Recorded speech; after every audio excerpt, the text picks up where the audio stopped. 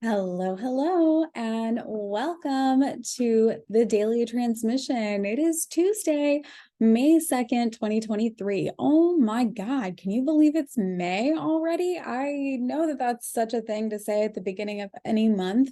I just feel like things are moving so quickly. So, thank you so much for being here wherever you are, whenever you are. It is a beautiful day. Hello, Jess. So good to see you.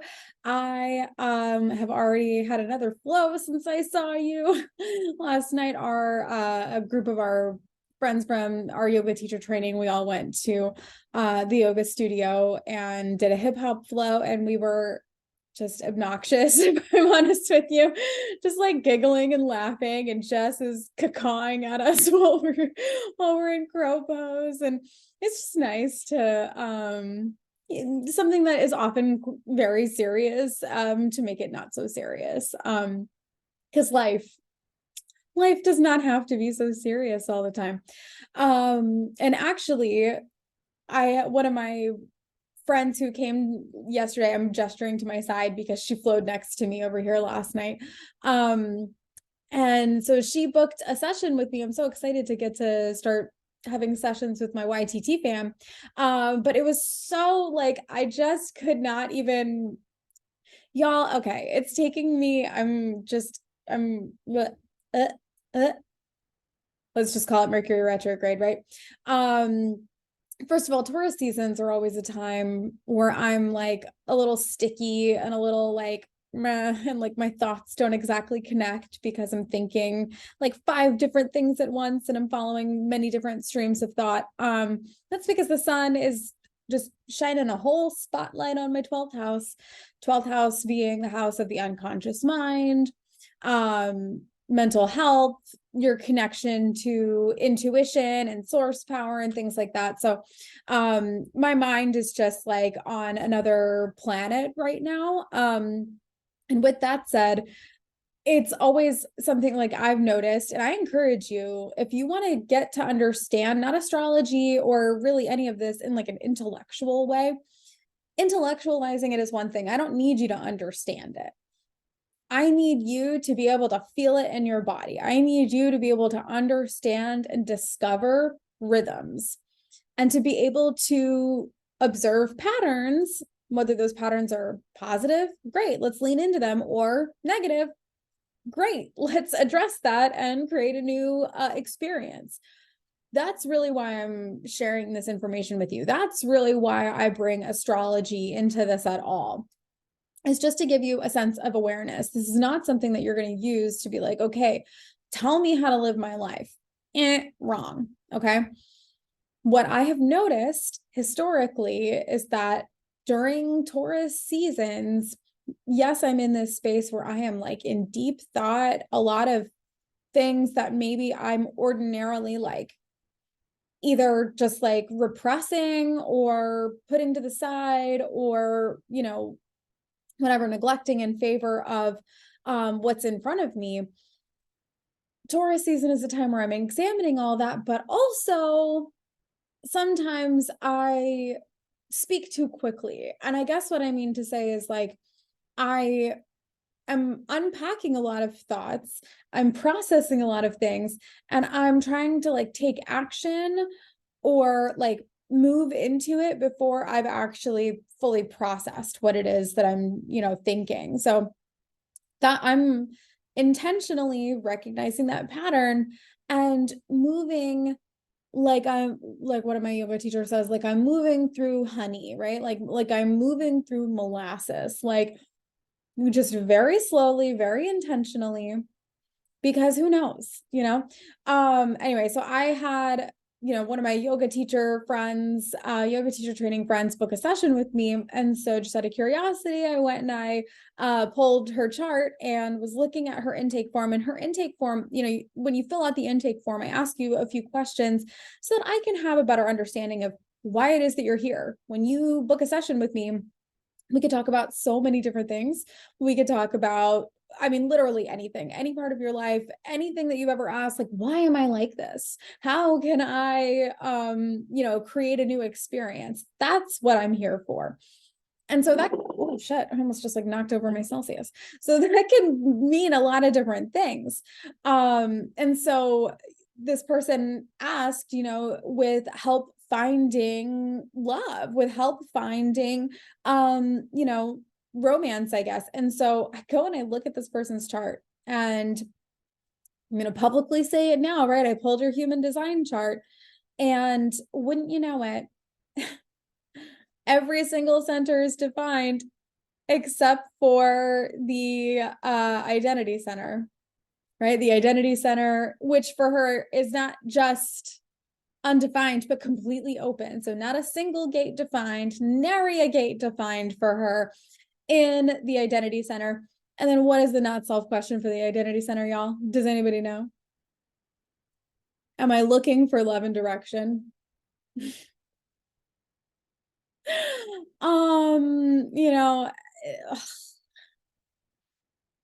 still doing a lot of unpacking. I'm still doing a lot of processing. Yeah. So anyway, that's where I'm at right now. This is not a coherent transmission. Because nothing is going to be coherent this week. If you're like this, I just encourage you, just let it go. Don't try to make sense of anything right now. Making sense of things is honestly just a waste of time. We had our Mercury Cazimi moment yesterday. That is now fading. Mercury is retrograde. Pluto is retrograde. The rest of this month, we've got a lot of stuff going on, fam. So just buckle up. But at the end of this week, we have our full moon in Scorpio. So let's talk about that a little bit. So full moon in Scorpio, I did already touch on this a little bit yesterday, but when we're talking about the full moon in Scorpio, this is the conclusion to a series of eclipses, right? So this is something that we've been addressing regularly for some time now. And as we move into this full moon, this is a time of like, we're reaching like this peak moment, this moment where we're about to release. And the best way to think of a full moon, right, is like all the lights are on. I don't know if anybody has ever been in a place where you've been under a full moon outside and there's actually no light, like there's no like artificial light around you. The only place that I can think of that I've been like that I've had that experience is like in the country in Hawaii, or like out at the beach in Hawaii. Just there are certain places that are completely secluded, and under a full moon, it is almost like being in the light of day. It is just so bright. You're like, whoa. And that is the concept of a full moon, is that we've been working, building towards something. And now, like, you've been focused on this, but now all the lights are on, right? And so it's like all the lights are on. So all the dust bunnies are visible, and all of the things that you haven't cleaned up, and all of the things that maybe are not working, and,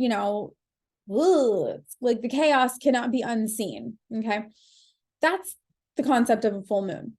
And so when we reach that point in our full moon cycle, that's a time for us to say, okay, well, this is something that I want to keep. This is something I've been working on and is like about to be like ready for birthing or ready to fruit.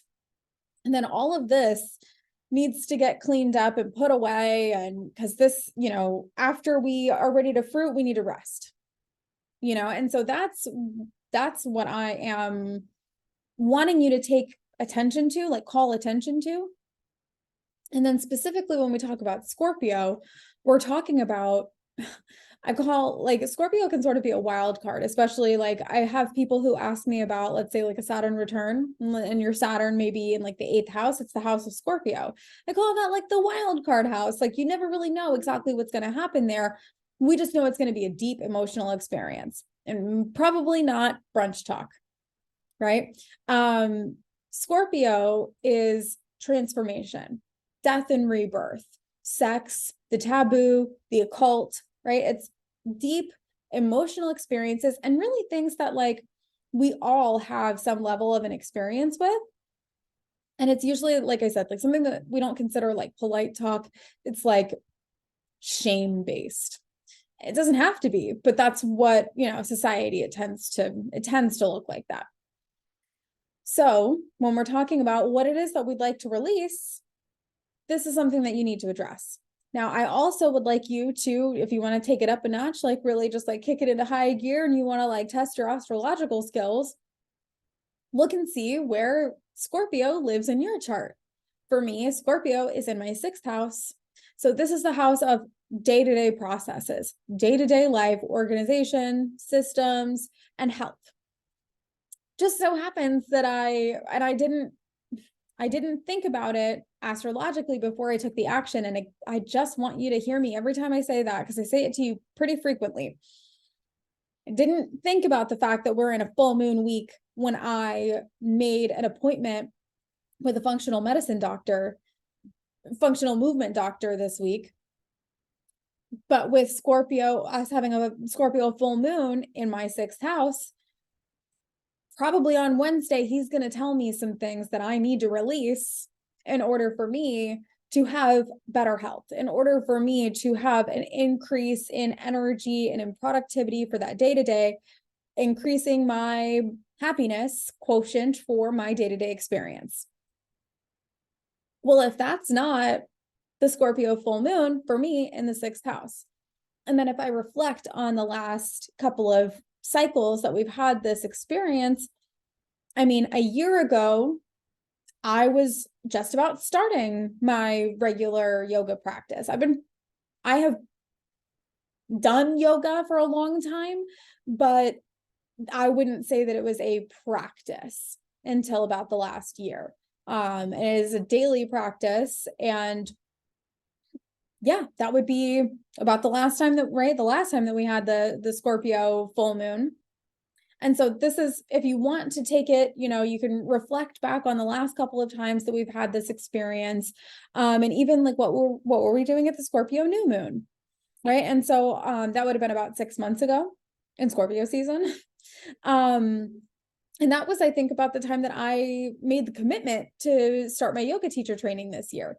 So you start to notice your own patterns and the way that it aligns with this, and it'll help to guide you a little bit better when you are ready to observe. Like, if I'm asking you at a full moon, and especially a full moon in Scorpio, where it can be sort of like wild card, and I say to you, like, oh, like, what would you like to release? That can be such a broad question. That can be like, oh my God, I don't know, fucking everything, man. Like, life is like, sure, here, take this, take this, take this. But, without having without having the direction, maybe you're able to find it yourself. But having those little keynotes, those little aha moments, those little things to check on for yourself, that's why I do this, just to give you just a little extra insight, a little extra boost, so that you're not sitting here guessing.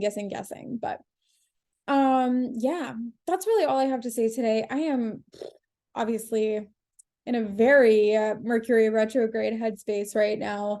As I've mentioned, like Taurus seasons are just notoriously like messy for me.